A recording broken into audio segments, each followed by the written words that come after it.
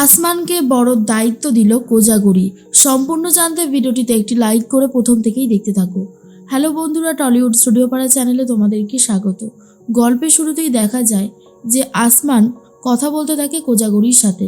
কোজাগরির শরীরটা ভীষণই খারাপ, আর তখনই কোজাগরি ভীষণ কাঁদতে থাকে। আসমান বলে, আজকে এই শরীর নিয়ে আপনাকে এখানে আসতে কে বলেছিল বলুন তো? হ্যাঁ, কে বলেছিল? আর কোজাগরি তখন বলে, না আসলে হয় নাকি তাই? আর এদিকটায় তোমরা দুজনা একা একা কত সামলাবে? কোজাগরির কথা শুনে আসমান বলে, সবটা খুব ভালো মতনই সামলে নিতে পারতাম, আপনি একটু বেশি বাড়াবাড়ি করেন। এবারে যদি বেশি শরীর খারাপ হয় তখন কি হবে? হ্যাঁ, কি হবে তখন? আর তখনই আসমানের কথা শুনে কোজাগরি বলে, না বাবা, শরীর খারাপ নিয়ে কাজ করার অভ্যাস আমার অনেক দিন আগে থেকেই আছে, এতে আমার কোনো অসুবিধা হবে না। আসমান বলে, অভ্যেস আছে, সেই অভ্যেস এখন ত্যাগ করুন। চলুন আমি আপনাকে ডাক্তারের কাছে নিয়ে যাই। কোজাগরি বলে, না না, আমাকে ডাক্তারের কাছে নিয়ে যেতে হবে না, আমি একদম ঠিক আছি, এখন আমার কোনো অসুবিধা হচ্ছে না। তখনই আসমান বলে, অসুবিধা হচ্ছে না বললেই হয়ে গেল? আপনার শরীরের অবস্থা দেখেছেন? আপনার শরীর যে কতটা খারাপ সেটা আপনার চোখ মুখ দেখলেই বোঝা যাচ্ছে। দেখুন ম্যাডাম, আমি কিন্তু আপনার এই অবস্থা নিজের চোখে দেখতে পাচ্ছি না।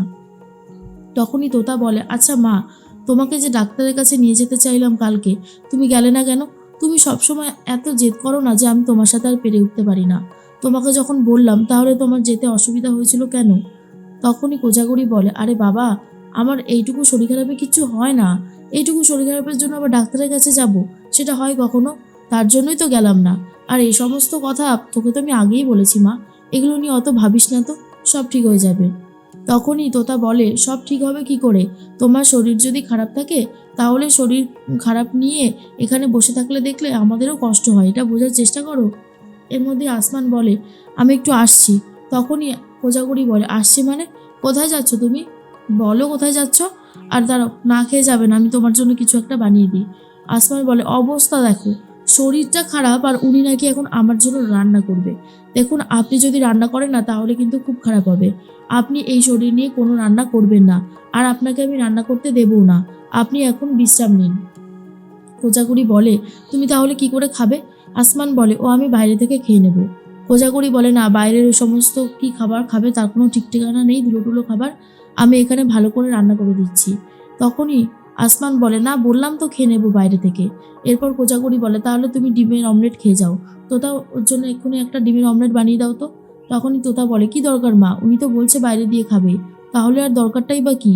কোজাগরি বলে, আবার কি আপনি আগে শুরু করলি রে বাবা, তোদের এই ঝামেলা তো আমি বুঝতে পারি না। আর তখন কোজাগরি বলে, তাতে কি হয়েছে, এই যে ঝামেলা হচ্ছে হোক না, নে শুরু কর। তোতা বলে, বললাম তো আমি পারবো না, উনি খাবে না যখন বলেছে আমি করতে পারবো না। তখন আসমান বলে, আমি কোথায় বললাম খাবো না? আমি ম্যাডামকে রান্না করতে বারণ করেছি, সেটা কি তোমার কানে যায়নি? তোতা তখন কথা বলতে বলতে ডিমের অমলেটটা রেডি করছে, একটা তোতার জন্য আর একটা আসমানের জন্য। কোজাগরি বলে, শোনো না আসমান, তুমি তো জানোই বাড়িতে বিয়ে লাগছে, আমার বড় ছেলের বিয়ে, আমি তো কয়েকদিন হোটেলে আসতে পারবো না। তুমি যদি হোটেলটা একটু সামলে নিতে, সেই কয়দিন তোমাকে এই দায়িত্বটা আমি দিলাম, পারবে তো? আসমান বলে, কেন পারবো না? কথা তো হয়েই আছে, অবশ্যই পারবো। ও সমস্ত নিয়ে আপনি আর চিন্তা করবেন না, আমি সবটা খুব সুন্দরভাবে করে দেব, দায়িত্ব সহকারে একেবারে, যাকে বলে। কোজাগরি বলে, আচ্ছা ঠিক আছে, তাহলে তো আমার চিন্তা অনেকটাই কমে গেল, আর কোনো চিন্তা নেই। ঠিক আছে, এবারে তাহলে তুমি অমলেটটা খেয়ে নাও, ওই তো তোতা সুন্দরভাবে বানিয়ে দিয়েছে। এরপর আসমান বলে, সে আমি খাচ্ছি, কিন্তু আপনি কিন্তু এই শরীর নিয়ে কিছু করবেন না, আমি কিন্তু বারবার করে বলছি। আর অন্যদিকে কোজাগরি বলে, তোতা, তুমি তো অনেক দায়িত্ব সামলালে, এবার কিন্তু তোমাকে বিদেশে যেতেই হবে, কারণ আমি চাই না পরবর্তী সময় তোমার এটা মনে হোক যে তুমি আমার হোটেলের জন্য বিদেশে পড়তে যেতে পারোনি, সেটা কিন্তু আমার খুব খারাপই লাগবে। তারপরে যদি তোমার মনে হয় বিদেশ থেকে ঘুরে এসে যে হ্যাঁ তুমি এবার হোটেলটা নিয়ে কিছু করবে ভাববে, তাহলে তুমি অবশ্যই করতে পারো। আসমান বলে, ওখান থেকে চলে আসলে কি আর এই ছোট্ট হোটেলটার প্রতি সেই মায়া দয়া থাকবে ম্যাডাম? আমার মনে হয় এটা বলাটা ভুল কথা। আসমানের কথা শুনে তোতা বলে, এই তুমি সব আগে থেকে জেনে গেছো তাই না? চুপ করো তো, আর বেশি কথা বলো না, অনেক কথা বলে ফেলেছো, তাই একদম চুপ করো। আসমান বলে, চুপ করেই তো ছিলাম, আমি আর কথা বলতে পারছি কোথায়? কোজাগরি বুঝতে পারে আসমান আর তোতার মধ্যে একটুতেই ঝামেলা লেগে যায়, দুজন মিলে রীতিমতো ঝামেলা শুরু করে দেয়। আর এদের ঝামেলা থামানোর জন্য কোজাগরি একাই যথেষ্ট। বাড়িতে সবাই মিলে গোল করে বসে ঠিক করছে কে কাকে নেমন্তন্ন করবে, কতজন নেমন্তন্ন হবে। এরপর উদ্যোলক বসু বলে, বলো টিটু, তোমার কতজন? টিটু তখন বলে, ওই ধরে নাও 40 জন মতো। এরপর টিনটিনকে বলে, টিনটিন তোমার কতজন? টিনটিন তখন বলে, আমার ওই গোটা 10 জন মতন হবে। এরপরে অনুশ্রী বলে, শোনো ওই স্পেশাল বান্ধবীটাকে বলিস কিন্তু। তখনই টিনটিন বলে, ব্যাস শুরু করলে তো তোমরা আর কি, সত্যি পিসিমণি তুমি পারোও বটে। অপরাজিতা বলে, এই যে টিনটিন, তোমার কোন বান্ধবী আমাকে কিন্তু অবশ্যই বলো। আর তখনই টিনটিন বলে, আরে ম্যাডাম আপনি এসব ভাববেন না তো আন্টি, সত্যি কথা বলতে আমার পিসিমণি না একটু বেশি ইয়ার্কি করে। তখন ঠাম্মি বলে, না না অপরাজিতা, কোনো ইয়ার্কি হচ্ছে না, আমার মেয়ে একদম ঠিক কথাই বলেছে। বলছে কি টিনটিন, তুমি ওই মেয়েটাকে আমার কাছে নিয়ে এসো, ওকে একটু আগে থেকে ট্রেনিং দিতে হবে তো। আর এটা নিয়ে যথেষ্ট হাসি ঠাট্টা হতে থাকে। আর এর মধ্যেই অনুশ্রীকে বলে, অনুশ্রী তোর কতজন বলে দে। অনুশ্রী বলে, 15-20 জন মতন হবে, দেখো তোমাকে লিস্ট বলে দিয়েছি। আর এরপরেই তোতাকে জিজ্ঞেস করা হয় তোতার কতজন আসবে। তখনই তোতা বলে, না না আমার সেরকম বন্ধুবান্ধবী কেউ আসবে না, আমি কাউকে নেমন্তন্ন করবো না। তখনই টিনটিন বলে, কেন, এটা আবার কেমন কথা, তোর কোনো বন্ধু বান্ধবী নেই? আগে তো তোর কত বন্ধু বান্ধবী ছিল, একে বলবি ওকে বলবি বলে ঝামেলা লাগিয়ে দিতিস। অনুশ্রী বলে, তোতা এটা কি হচ্ছে বলতো, এরকম করিস না, বল কতজন আসবে, দাদা লিখছে তো। তোতা তখন বলে, বলছি তো কেউ আসবে না, আমার বেশিরভাগই বন্ধু বান্ধবী সবই বিদেশে থাকে, আর নিজের নিজের কাজে সবাই ব্যস্ত, তাই কাকেই বা বলবো, কেউই এখন আর আসবে না। তখনই তোতার কথা শুনে সবাই মিলে একটু আপত্তি করে, আর ঠাম্মিকে জিজ্ঞেস করে উদ্দোলক বসু, মা এবার বলো তোমার কতজন আসবে?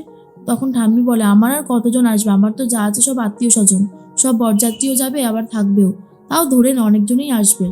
তখন উদ্দোলক বলে, ঠিক আছে আমি তাহলে ওটা পরে হিসাব করছি। কোজাগরি এবারে তুমি বলো তোমার কতজন আসবে। কোজাগরি তখন বলে, আমি জানি টিটু তুই কি বলতে চাইছিস, যে আমি স্ট্যান্ডার্ড লোকদেরই নেমন্তন্ন করবো, ঠিক আছে তাই তো?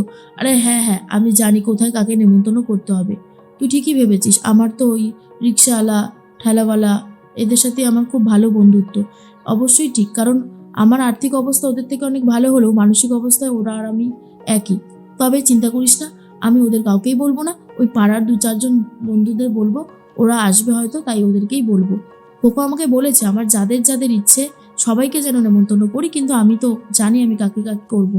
আসলে কোকো না আমাকে একটু বেশি ভালোবাসে আর বেশি ভরসা করে, সেটা কি আর আমার দোষ বল? তাই বলছি আমি বেছে বেছেই বলবো, তোকে এত চিন্তা করতে হবে না। টিটু তখন বলে, মা তুমি সবসময় একটা সাধারণ ব্যাপার নিয়ে কেন যে এইভাবে ঝামেলা করো আমি বুঝতে পারি না।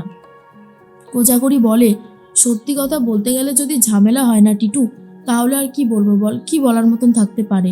এরপর উদ্দোলক বসু বলে, থাক আর এই নিয়ে বেশি কথা না বলাই ভালো, কারণ যত বেশি কথা হবে তত ঝামেলা বাঁধবে। তখন অনুশ্রী বলে, সত্যি আজ কিন্তু আমার বড্ড বেশি আনন্দ হচ্ছে, অবশেষে টিটু আর খোকোর বিয়ের ফুল ফুটলো। হ্যাঁ এবারে আর কয়েকটা দিন অপেক্ষা, তারপরেই খোকো পার্মানেন্টলি আমাদের বাড়িতে চলে আসবে। ঠাম্মি তখন বলে, হ্যাঁ তা অবশ্য ঠিকই, দেখতে দেখতে কটা দিন কেটে যাবে আর তারপরেই শুরু হয়ে যাবে বিয়ের অনুষ্ঠান।